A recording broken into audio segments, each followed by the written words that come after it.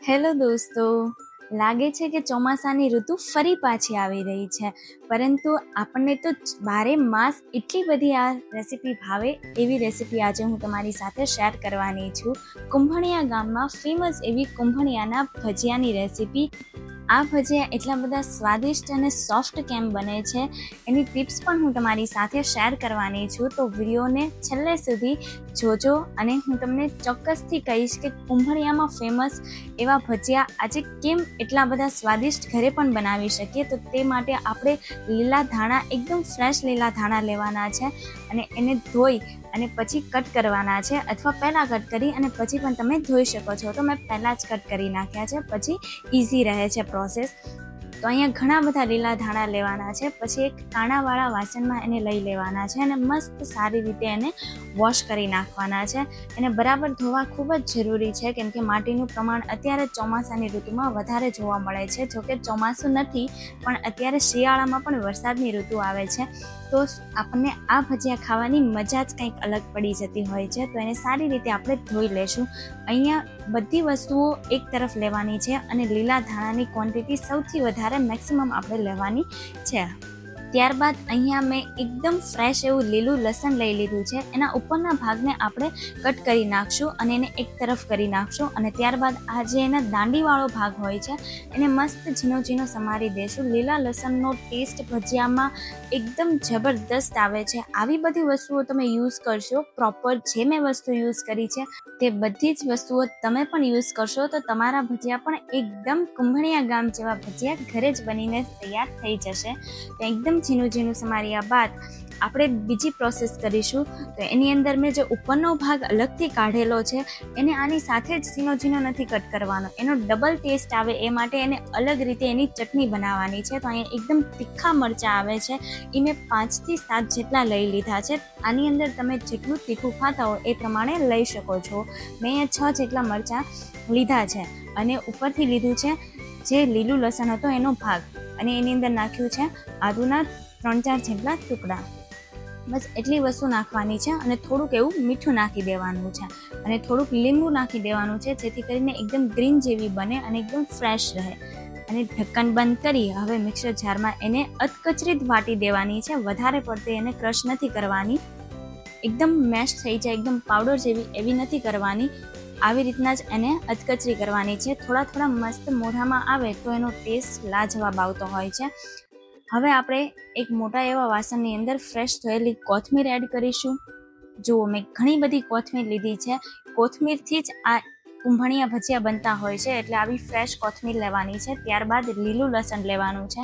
જો કદાચ લીલું લસણ ના હોય તો તમે સૂકું લસણ લઈ શકો છો, પણ એનો ટેસ્ટ ખાસ નથી આવતો, એટલે બને તો લીલું લસણ જ લેજો. ત્યારબાદ આપણે જે અત્યારે ચટણી રેડી કરી એ નાખવાની છે. અજમો નાખવાનો છે, એને થોડોક હાથથી ચોળીને નાખવાનો છે, જેથી કરીને એનો ટેસ્ટ ડબલ આવે. ત્યારબાદ આપણે 1 ચમચી જેટલી હળદર નાખી દઈશું અને સ્વાદ પ્રમાણે મીઠું નાખી દઈશું. અને પછી એની અંદર લીંબુ નીચવી દેવાનું છે, જેથી કરીને આનો ટેસ્ટ ડબલ તો આવે જ, પણ આ જે ભજીયા છે એકદમ ગ્રીન બને તે માટે આમાં થોડું લીંબુ વધારે નાખવાનું છે. અને સ્પાઇસ માટે મરચાં નાખેલા છે, એટલે આપણે લાલ મરચું કે બીજું કંઈ પણ આની અંદર યુઝ કરવાનું નથી. હવે આ બધા કોરા મસાલાને જ મિક્સ કરી લેવાના છે. ત્યારબાદ આની અંદર આપણે ચણાનો લોટ નાખશું, પણ ચણાનો લોટ આ બધું વ્યવસ્થિત મિક્સ થઈ જાય એની પછી જ નાખવાનો છે, પહેલાં નહીં. કેમ કે વ્યવસ્થિત મિક્સ કર્યા બાદ નાખશું ને તો એની અંદર એકદમ લમ્સ નહીં બને અને લમ્સ ફ્રી આપણું બેટર બનશે. હવે ધીરે ધીરે આપણે જેટલો જોઈએ એટલો ચણાનો લોટ નાખવાનો છે, કેમ કે આ જે પહેલાં ગ્રીન આપણે વસ્તુઓ લીધી છે એ લીલી વસ્તુઓ વધારે હોવી જોઈએ અને ચણાનો લોટ થોડોક ઓછો રાખવાનો છે, મીડિયમ રાખવાનો છે. વધારે પડતું ચણાના લોટમાં જ બેટર તૈયાર કરવાનું નથી, એટલે આપણા ભજીયા એકદમ મસ્ત કુંભણિયા તૈયાર થઈ જશે. હવે એની અંદર ધીરે ધીરે જેટલું જોવે એટલું આપણે છંટકાવ કરીને પાણી નાખવાનું છે. વધારે પાણી ના પડી જાય એનું ધ્યાન રાખતું રહેવાનું છે, કેમ કે જો વધારે પડતું પાણી ઉમેરાઈ જશે તો આ બેટર છે એકદમ પતલું બની જશે અને આપણા પરફેક્ટ ભજીયા નહીં બને. એટલે ધીરે ધીરે એડ કરીને પાણી નાખવાનું છે અને આમાં લમ્સ ફ્રી જ બેટર બનશે, કેમ કે ચણાનો લોટ ઓછો લીધેલો છે. એટલે ધીરે ધીરે એકદમ પ્રોપર મિક્સ કરતા જઈએ એવી રીતના. આ જો બધા ઇન્ગ્રેડિયન્ટ્સ તૈયાર હોય ને તો આ 20 થી 25 મિનિટમાં ભજીયા બનીને તૈયાર થઈ જાય છે. તમારું મન થાય અને તમે તરત જ આ બધી વસ્તુઓ તૈયાર કરી શકો છો અને એકદમ હેલ્ધી એવા ભજીયા બનીને રેડી થઈ જશે. તો બેટર એકદમ આ રીતના હોવું જોઈએ. કન્સિસ્ટન્સી એની પરફેક્ટ રાખવાની છે જેથી કરીને ભજીયા આપણા પરફેક્ટ બનીને રેડી થાય. એ બહારથી એકદમ ક્રન્ચી અને અંદરથી સોફ્ટ હોવા જોઈએ. એ માટેની આ ટિપ્સ છે કે ખાવાના સોડાની ઉપર તમારે થોડુંક લીંબુ નીચોવી દેવાનું છે. થોડું ફીણ જેવું ચડશે, ફેસ વળશે અને પછી જ એને મિક્સ કરવાનું છે.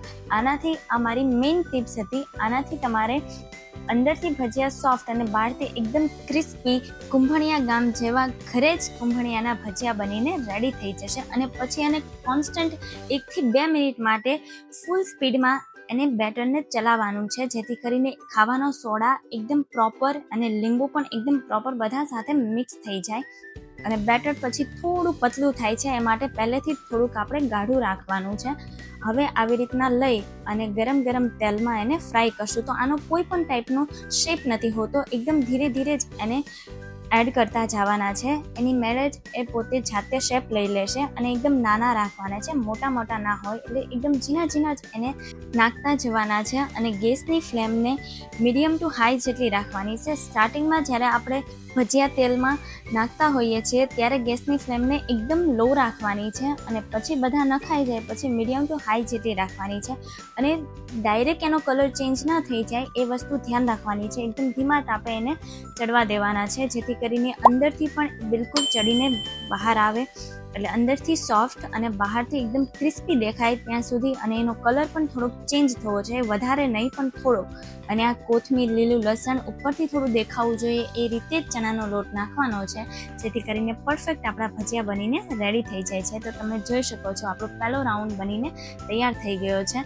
હવે એને આપણે બહાર નીકાળી લેશું અને એવી રીતના બધા ભજીયાને આવી જ રીતના તૈયાર કરી દેવાના છે. અને એના માટે મેં સ્પેશિયલ મસાલો બનાવેલો છે. તો 1 ચમચી ચાટ મસાલો, 1 ચમચી હિંગ, 1 ચમચી બ્લેક પેપર પાવડર, કાળા મરીનો પાવડર અને અડધી ચમચી જેટલું મીઠું નાખવાનું છે. ચારે વસ્તુને મસ્ત રીતે મિક્સ કરવાની છે. અને આ મસાલો જશે આપણે જે ભજીયા બનાવ્યા છે એની ઉપર જેથી કરીને એનો ટેસ્ટ બમણો આવશે. આ મસાલો ખૂબ જ સરસ બને છે. આ મસાલો આપણે છાશમાં નાખીને પણ પી શકીએ છીએ.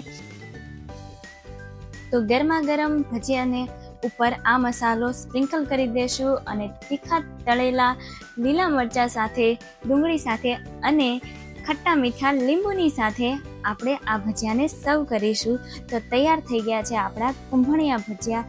જો તમને આ રેસીપી મજા આવી હોય અને તરત જ બની જાય એવી છે તો આ રેસીપીને બધા સાથે શેર કરજો, આ વિડીયોને લાઈક કરજો અને સબસ્ક્રાઈબ કરવાનું તો બિલકુલ પણ નહીં ભૂલતા. તો મળીએ આવા જોરદાર રેસીપી સાથે નેક્સ્ટ વિડીયોમાં. ત્યાં સુધી ધ્યાન રાખજો. બાય.